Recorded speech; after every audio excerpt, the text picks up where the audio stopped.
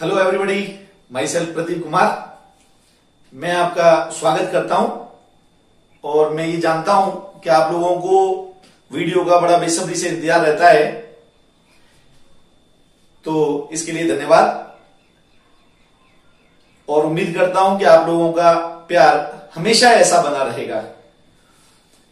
Okay, तो आज हम एक नए टॉपिक पर डिस्कस करने वाले हैं और मोस्ट इंपॉर्टेंट और बेहद इजी तो पूरी फिजिक्स ही होती है, लेकिन ये जो आप टॉपिक पढ़ने वाले हैं बोर्ड एग्जाम के लिए भी मोस्ट इंपॉर्टेंट है। तो आप इस पे लिख सकते हो मोस्ट इंपॉर्टेंट, किसी भी बोर्ड के लिए मोस्ट इंपॉर्टेंट टॉपिक होता है। तो आज का टॉपिक है electric dipole. Electric dipole moment और इलेक्ट्रिक डायपोल के कारण से इलेक्ट्रिक फील्ड इंटेंसिटी हम डिटरमाइन करने वाले हैं। आप लोगों ने अगर इलेक्ट्रिक फील्ड इंटेंसिटी को डिस्कस नहीं किया है, नहीं समझा है, नहीं पढ़ा है, तो पीछे वाले वीडियोस को देख करके आप उसको क्लियर करें और उसको समझें। उसके बाद ये टॉपिक आपको बेहद इजी लगने वाला है, बेहद आसान लगने वाला है। तो let us start electric dipole.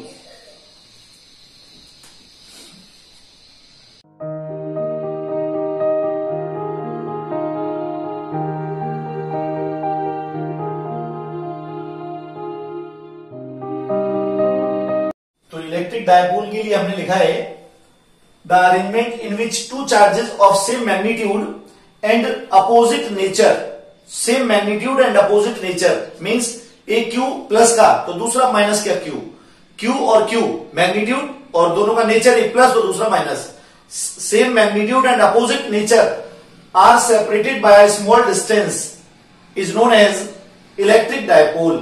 तो ऐसा अरेंजमेंट जिसमें दो charge having equal magnitude and opposite nature are separated by a small distance, बहुत कम डिस्टेंस से सेपरेट किए गए हों, तो उस अरेंजमेंट को क्या बोलते हैं हम? Electric dipole. That arrangement is known as electric dipole. उसको बोलेंगे आप इलेक्ट्रिक डायपोल। तो एग्जांपल के लिए HCl, NaCl, HCl में कह सकते हैं आप H प्लस और Cl माइनस होता है और दोनों के बीच की डिस्टेंस बहुत कम होती है, very small, separated by small distance, separated by a small distance. तो डिस्टेंस तो कम से कम होनी चाहिए और चार्ज ज्यादा से ज्यादा होना चाहिए। तो H पॉजिटिव और Cl नेगेटिव। ऐसे NaCl, Na प्लस और Cl minus, H plus Cl minus, Na plus Cl minus, these are the examples of electric dipole. तो इसको कहेंगे आप इलेक्ट्रिक डायपोल। अब इसमें एक बात और, अगर चार्ज की वैल्यू जितनी पॉसिबल हो सके उतनी ज्यादा से ज्यादा और डिस्टेंस उनके बीच की कम से कम हो, तो ऐसे डायपोल को कहते हैं आप आइडियल इलेक्ट्रिक डायपोल। वो आइडियल इलेक्ट्रिक डायपोल होता है। तो अगर बात की जाए आइडियल इलेक्ट्रिक डायपोल की, तो आइडियल इलेक्ट्रिक डायपोल के लिए आप कहेंगे Q यानी चार्ज जो होता है टेंड्स टू इनफाइनाइट और डिस्टेंस बिटवीन देम, दोनों के बीच की जो डिस्टेंस होती है उसको हम जनरली 12 से डिफाइन करते हैं, 12 से डिनोट करते हैं। तो ये 12, ये कोई कंपल्सरी नहीं है, L भी ले सकते हैं। हमने 12 लेने का एक विशेष रीजन है, वो आपको आगे पता चलेगा कि हमने 12 ही क्यों सपोज करते हैं। तो यहां पे 12 जो उनके बीच की डिस्टेंस है वो इतना कम से कम हो जाए, उसको टेंड्स टू 0 वाली, और Q की वैल्यू जितनी ज्यादा से ज्यादा हो जाए मैक्सिमम टेंड्स टू इनफाइनाइट वाली, तो ऐसे डायपोल को कहेंगे आप ideal electric dipole. Okay, now we discuss dipole movement, electric dipole movement. What is electric dipole movement?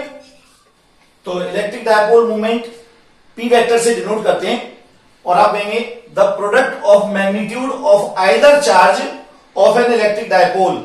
Electric dipole में दो चार्ज थे, उनमें से किसी भी एक चार्ज के मैग्नीट्यूड तो इक्वल ही था, तो कोई सा भी एक चार्ज का मैग्नीट्यूड लेना है आपको, साइन नहीं लेना, प्लस माइनस साइन नहीं लगाना है, कि magnitude of either charge and distance between two charges, दोनों चार्जेस के बीच की जो डिस्टेंस है उन दोनों का मल्टीप्लाई करना है आपको, is known as electric dipole moment. तो आप कहेंगे the product of magnitude of either charge of an electric dipole and distance between two charges is known as electric dipole moment. Electric dipole moment P से denote किया आपने, तो P vector is equal to Q into 12 vector.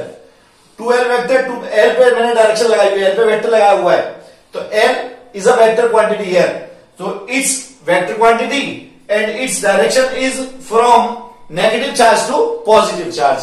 Negative charge से positive charge की तरफ, negative Cl है, H positive है, तो Cl से H की तरफ, Cl से Na की तरफ, नेगेटिव चार्ज से पॉजिटिव चार्ज की तरफ इसकी डायरेक्शन होती है। ओके, तो यहां पे अगर हमने ये लिया है, एक तो पॉजिटिव चार्ज और दूसरा नेगेटिव चार्ज, ये यहां पे इसके बीच की डिस्टेंस लिया है 12, ये 12, तो आप यहां पे कहेंगे प्लस क्यू और माइनस क्यू, तो it will be the P vector is equal to Q into 12, Q कोई सा भी एक चार्ज और 12 उनके बीच की डिस्टेंस, तो ये आपके पास आ गया। अब इसके यूनिट बनाए, तो यूनिट बनाएंगे तो यहां पे Q के लिए कूलाम और L के लिए मीटर, तो आप कहेंगे कूलाम मीटर, ऐसा यूनिट हो गई coulomb metre.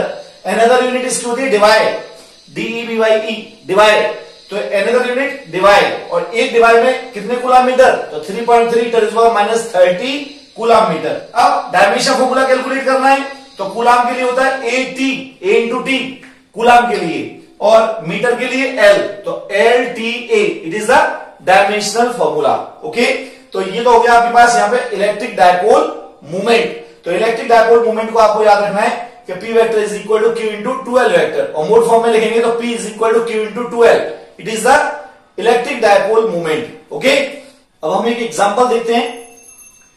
Distance between Na plus and Cl minus ions in NaCl is 1.28 angstrom. ये डिस्टेंस दिया है Na प्लस और Cl माइनस के बीच का। Calculate the electric dipole movement of the molecule. Electric dipole movement हमको calculate करना है। Na plus एक प्लस है, तो इसका मतलब एक इलेक्ट्रॉन के बराबर चार्ज हो गया, तो यहां पर Q is equal to 1.6 ×-19 coulomb, ये तो Q हो गया। अब 12 1.28 angstrom, 1.28 into 10⁻10 metre, so electric dipole movement P is equal to Q into 12, Q 1.6 ×-19 into 1.28 10⁻10, on multiplying both 2.048 into 10⁻29 coulomb metre, it will be the answer. तो आपको ऐसे calculate करना है इलेक्ट्रिक डायपोल मूवमेंट। ओके, तो ये तो clear हो गया होगा। और अब हमें यहां पे मोस्ट इंपॉर्टेंट क्वेश्चन, जो लॉन्ग क्वेश्चन बनता है बोर्ड एग्जाम के लिए, तो वो है आपके पास electric field intensity due to a dipole, axial line और इक्वेटोरियल लाइन। अब एक्सियल लाइन क्या होती है और इक्वेटोरियल लाइन क्या होती है, तो किसी इलेक्ट्रिक डायपोल के दोनों चार्ज को मिलाने वाली जो लाइन होती है, दोनों चार्ज को मिलाने वाली लाइन, उसको बोलते हैं एक्सियल लाइन। और उस एक्सियल लाइन के मिड में अगर पॉइंट लिया है आपने कोई मिड पॉइंट, और उससे पास होने वाली परपेंडिकुलर लाइन, उससे पास होने वाली परपेंडिकुलर लाइन अगर ऐसी कोई पास होती है, तो उसको बोलते हैं इक्वेटोरियल लाइन, उसको इक्वेटोरियल लाइन कहेंगे। तो अब हमें इलेक्ट्रिक फील्ड इंटेंसिटी कैलकुलेट करनी है due to dipole, axial line और इक्वेटोरियल लाइन। तो पहले तो हमें कैलकुलेट करना है electric field intensity at a point on axial line of an electric dipole. Electric dipole के एक्सियल लाइन पर, तो मैंने एक्सियल लाइन बताया था, अभी एक्सियल लाइन क्या होता है, the line joining of to charges of an electric dipole, the line joining of two charges. Electric dipole में दो चार्ज होते हैं, दोनों को मिलाने वाली जो लाइन होती है उसको क्या बोलते हैं, एक्सियल लाइन। तो यहां पे is known as axial line, it's axial line. तो मैंने यहां पे एक इलेक्ट्रिक डायपोल कंसीडर कर लिया AB is a electric dipole. यहां पे माइनस क्यू चार्ज है और यहां पे प्लस क्यू चार्ज है। लेंथ है इसकी 12 लेंथ है। मिड पॉइंट को माना O, ये L हो गया और ये भी L हो गया। इस एक्सियल लाइन पर ही पॉइंट लिया है मैंने यहां पे P, और मिड पॉइंट से इसकी डिस्टेंस है R। मिड पॉइंट से डिस्टेंस है R, तो मिड पॉइंट से डिस्टेंस R है, तो प्लस चार्ज से डिस्टेंस हो गया R माइनस L, ये L माइनस हो जाएगा, और माइनस चार्ज से डिस्टेंस हो गया R प्लस L, ये L इसमें प्लस हो जाएगा। मिड पॉइंट से डिस्टेंस लिया था R, मिड पॉइंट से लिया था तो माइनस क्यू से डिस्टेंस हो जाएगा R प्लस L, और प्लस क्यू चार्ज से डिस्टेंस हो जाएगा R माइनस L। ओके, अगर मैं प्लस क्यू चार्ज के कारण से निकालूंगा इलेक्ट्रिक फील्ड इंटेंसिटी, तो हमें मालूम है away from the charge, direction इसकी आती है अवे फ्रॉम द चार्ज। तो प्लस क्यू चार्ज के कारण से निकाल रहे हैं एमपी पॉइंट पर, तो अवे फ्रॉम द चार्ज मैंने E1 को बनाया, ये E1 प्लस क्यू चार्ज के कारण से है ये। अब माइनस क्यू चार्ज के कारण से निकालना है electric field intensity due to minus Q charge, तो आएगा टुवर्ड्स चार्ज, तो ये डायरेक्शन ये वाली होगी E2, ये E2 वेक्टर होगा, ये E1 वेक्टर और ये E2 वेक्टर। माइनस के कारण से डायरेक्शन टुवर्ड्स चार्ज होती है, और प्लस क्यू कारण चार्ज अगर है कहीं तो उसके कारण से away from the charge direction होती है इलेक्ट्रिक फील्ड इंटेंसिटी की। तो यहां पे ये अवे फ्रॉम द चार्ज और ये towards charge, both are in opposite direction, तो जब हमें रिजल्टेंट निकालना होगा तो बड़े में से छोटे को माइनस करेंगे। जब कभी भी हमें रिजल्टेंट निकालना हो, अगर डायरेक्शन सेम है तो दे विल ऐड, तो ऐड हो जाएंगे, और अपोजिट डायरेक्शन है तो सब्ट्रैक्ट करना है, बड़े में से छोटा, डायरेक्शन बड़े वाले की बचेगी। और अगर डिफरेंट डायरेक्शन आ रही है तो फिर हमें वहां पे कंपोनेंट तोड़ने होंगे, और कंपोनेंट तोड़ करके या फिर parallelogram law of vector addition को यूज करते हुए तब रिजल्टेंट निकालना पड़ेगा। तो यहां पे तो अपोजिट डायरेक्शन है तो बड़े में से छोटे को माइनस कर दूंगा। ओके, सो मैंने क्या थ्योरी लिखी यहां पे, let an electric dipole AB of length 12, तो हमने AB एक डायपोल माना है 12 लेंथ का, due to which we have to calculate electric field intensity at a point P point पर इलेक्ट्रिक फील्ड इंटेंसिटी हमें कैलकुलेट करनी है at a distance small r from its mid point O। P point की जो distance है वो small r है मिड पॉइंट O से। तो आप यहां पे ये तो हमने यहां पे जो बनाया वो हमने इसको लिख दिया। इसके बाद पहले प्लस क्यू के कारण से electric field intensity due two plus Q charge, तो प्लस क्यू चार्ज के लिए तो हमें मालूम है E1 इज इक्वल टू के क्यू अपॉन बीपी स्क्वायर। जब कभी भी वेक्टर क्वांटिटी को कैलकुलेट करें तो डायरेक्शन के बिना ही करें तो ज्यादा अच्छा है, डायरेक्शन को अलग से लिख लिया करो, ज्यादा अच्छा रहता है। तो यहां पे मैंने वेक्टर नहीं लगाया, केवल मैग्नीट्यूड फॉर्म में कैलकुलेट कर रहा हूं, और मैंने डायरेक्शन को अलग से मेंशन कर दिया है, डायरेक्शन क्या है उसको अलग से लिख लिया है। ओके, तो E1 इज इक्वल टू के क्यू अपॉन वीपी स्क्वायर।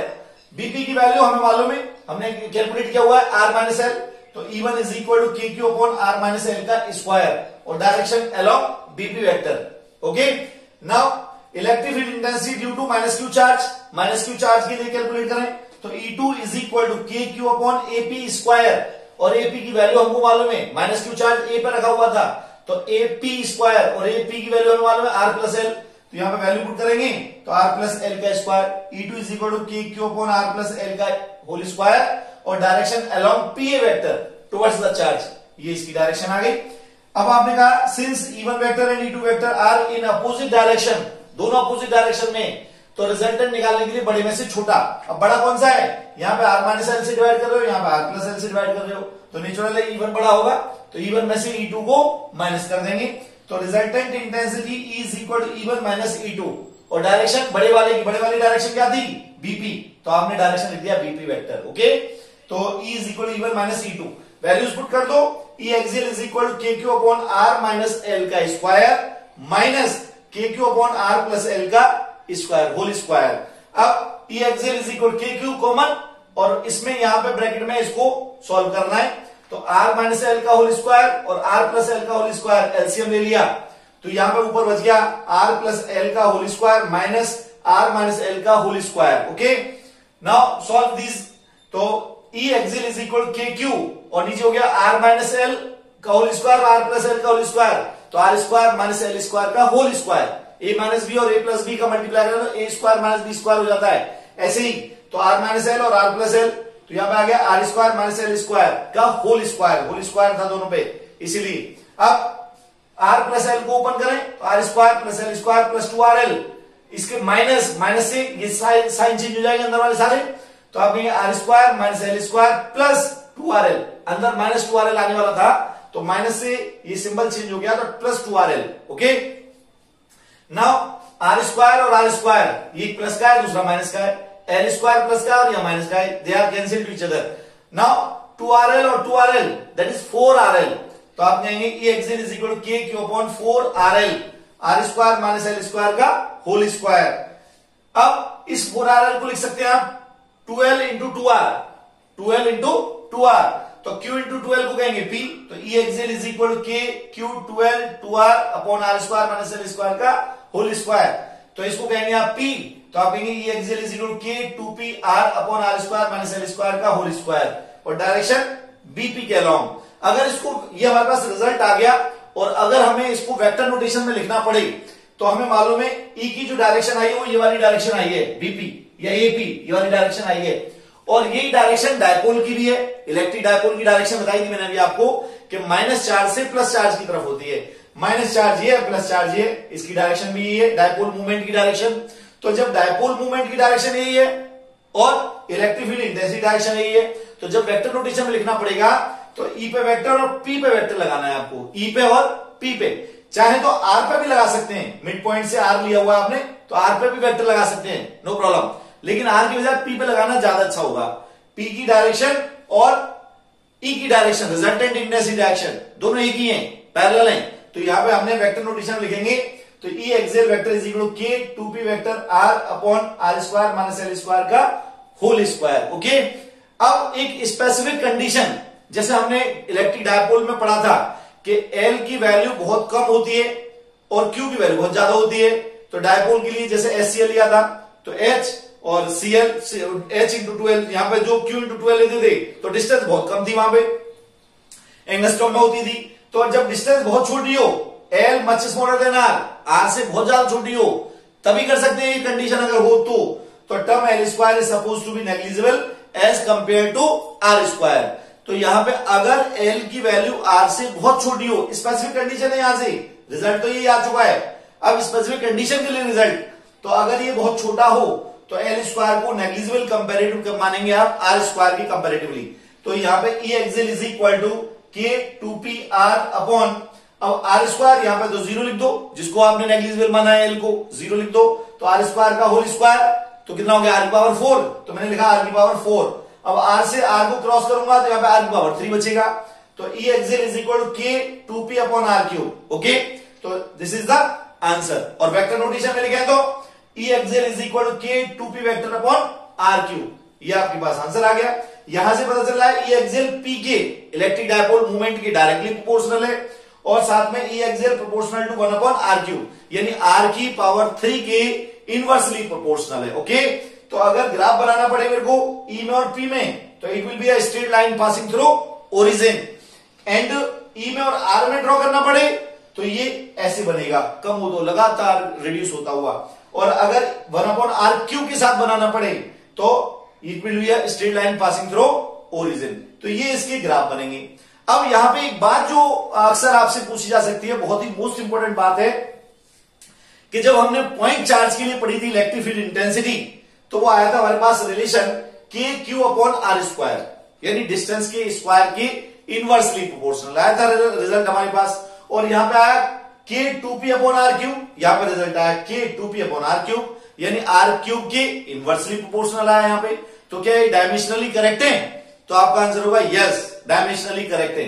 अब आप कहेंगे कैसे, क्यों इन डायमेंशनली करेक्ट? तो वहां पे आता था के क्यू अपॉन आर स्क्वायर, तो ऊपर क्यू था वहां पे, और यहां पे जो आ रहा है, यहां पे आ रहा है K P 2p upon R Q, तो पी की वैल्यू क्या है, क्यू इंटू 2l, तो ऊपर यहां पे p में l की एक डायमेंशन ऊपर आ चुकी है, तो एक l की डायमेंशन जब यहां पे आ गई और एक l की डायमेंशन यहां पे एक्स्ट्रा हो गई, तो l से l क्रॉस हो जाएगा, तो it is dimensionally correct, 100% correct है, कहीं कोई प्रॉब्लम वाली बात नहीं है। नहीं क्लियर हुआ? आप ये कहेंगे कि p में जो l की डायमेंशन है वो इंक्लूड हो गई, जो नीचे एक बढ़ गई ना, वो यहां पर ऊपर भी एक बढ़ गई, तो वो l से l क्रॉस हो गया, तो l से l क्रॉस हो गया तो वो डायमेंशनली करेक्ट रहेगा, कोई प्रॉब्लम नहीं है। ओके, तो आज के लिए इतना ही, कल हम बात करेंगे electric field intensity due to a dipole on its equatorial line. Okay, thank you.